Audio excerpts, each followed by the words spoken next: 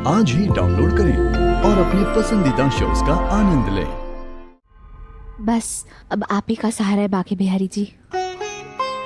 हमने बाबा और दादी की बात तो रख ली, अब आप भी हमारा ख्याल रख लीजिएगा। किस चीज के लिए बाकी बिहारी जी को धन्यवाद बोल रही हो? नहीं, शादी के लिए या शादी की बात की वो बर्बादी के लिए, या हिम्मत मांग रही हो वो त्याग बलिदान टाइप चीजों के लिए जो तुम करने जा रही हो? मोहन जी, ये आप कैसी बातें कर रहे हैं? हम कोई त्याग या बलिदान नहीं दे रहे हैं। अच्छा, नहीं दे रही हो तो मतलब सच में अपनी खुशी से शादी करने जा रही हो तुम? देखिए मोहन जी, हम कभी भी झूठ नहीं बोलते और ना ही आज झूठ बोलेंगे। जीवन में ना कभी कभी नियति को स्वीकार करके उसी में अपनी खुशी ढूंढनी पड़ती है। अब एक ना एक दिन तो हमारी शादी होनी ही है, और जब भी होगी हमारे बाबा और दादी के पसंद के लड़के से ही होगी। और हमने जैसा सोचा सब वैसा ही तो हो रहा है। हाँ, बस थोड़ा जल्दी जल्दी हो रहा है ना? कमाल की शादी है ये, नहीं? कैसी शादी है जिसमें खुशियों के साथ मजबूरी की बातें हो रही हैं?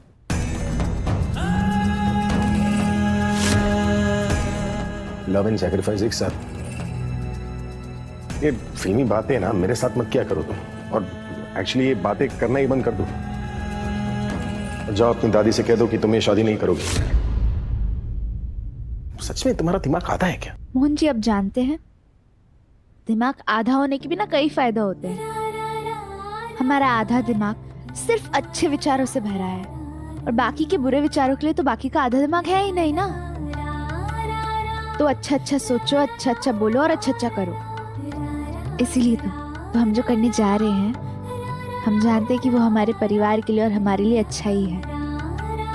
क्योंकि जब सोच ज्यादा गहरी हो जाए तो निर्णय अक्सर कमजोर पड़ जाते हैं। और इसलिए हमारा आधा दिमाग भी यही कहता है कि ये निर्णय सही है। और आपने जो हमें भगवत गीता दी थी उसमें भी तो यही लिखा है, कर्म किए जा और फल की चिंता मत कर। तो फिर अभी बेटी होने के नाते ये तुम्हारा कर्म हुआ ना। और बाकी का तो बाकी बिहारी जी में अच्छा फल दे ही देंगे। पत्ती मारी गई थी, पता नहीं कौन से घड़ी में तुम्हें भगवत गीता दे दी थी मैं। जी, अब जिंदगी भर उसी के प्रचार करती रहती हो तुम। मोहन जी, हाँ जी, एक बात पूछे? कुछ बचा है पूछ लो। वो तब आप कह रहे थे ना कि शादी ना ही परिवार के लिए और ना ही अपने परेशानियों का अंत करने के लिए करनी चाहिए, तो फिर आप किसके लिए कर रहे हैं शादी?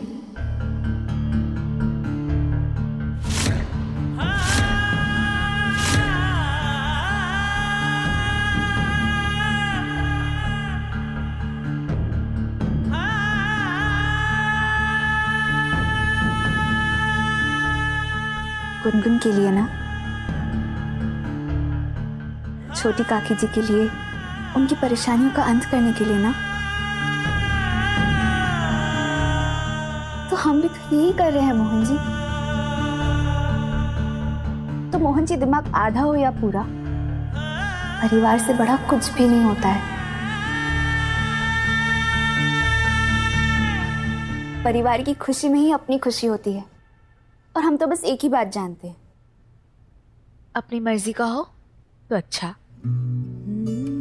और अपनी मर्जी का ना हो तो और भी अच्छा।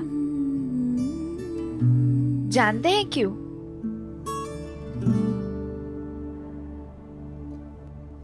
क्योंकि तब जो हो रहा होता है वो बाकी बिहारी जी चाह रहे हैं। और आप ही बताइए, हमारे बाकी बिहारी जी कभी भी हमारे साथ कुछ गलत कर सकते हैं क्या? नहीं ना। तो बस हम आते हैं। कौन क्या समझाए इसे? अगली बार मैनुअल के साथ भेज दिया होता। अरे आधा दिमाग नहीं, डबल दिमाग है उसका। अपने सारे गलत डिसीजंस की रिस्पॉन्सिबिलिटी आप पर देकर गई। मैं क्यों बातें कर रहा हूं आपसे? मैं तो आपको मानता भी नहीं। लेकिन जो मानती है ना, बस उसका ख्याल रखिए।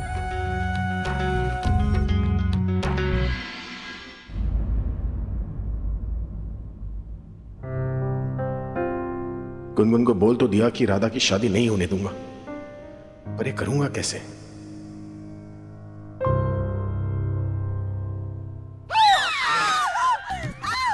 आप क्यों चिल्ला रही हो? तुम क्यों चिल्ला रहे हो? अरे देखो अपने आप को, मुझे लगा भूत है। मजाक कर रहे थे ना। दरअसल बेटा, हम आपसे ये कहने आए थे कि जब लड़की खुश है, उसके घर वाले खुश है, तो तुम क्यों शादी के हवन में पानी डाल रहे हो? हमारा कहने का मतलब ये है कि बेटा, इन सब में तुम्हारी कोई गलती नहीं है। तुम जो ये अपने सर पे बोझ उठाकर चल रहे हो ना, उसे छोड़ दो।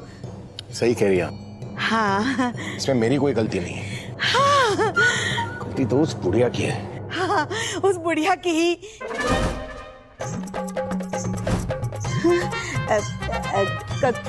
कौन बुढ़िया? ये खुसड़ बुढ़िया।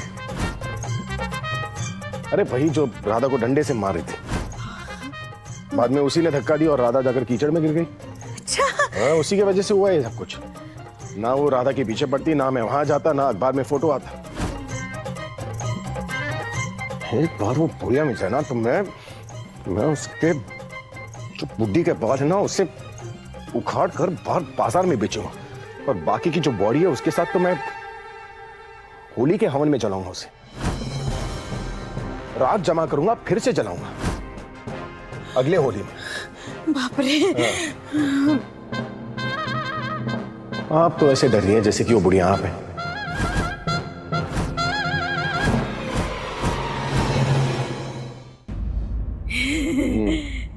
हम कैसे वो बुढ़िया हो सकते हैं?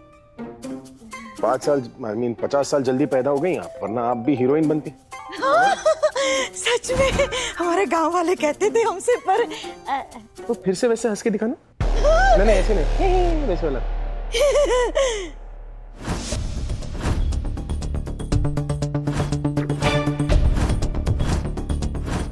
तो अगर आपके सफेद बाल होते और काले दांत ना, तो आप बिल्कुल उस बुढ़िया की तरह लगती।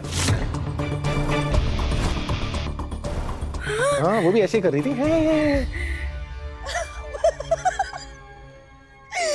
बेटा, हमारे बाल सफेद कैसे हो सकते हैं? हम तो रोज वो आंवला वाला तेल लगाते हैं ना। और हमारे दांत, अरे हम 2 टाइम ब्रश करते हैं, एकदम चमका के रखते हैं हमारे दांत। तो हमारे टूथपेस्ट में नमक भी है, देखो, है ना, चमकीले दांत। पर शक्ल तो मिलती जुलती है।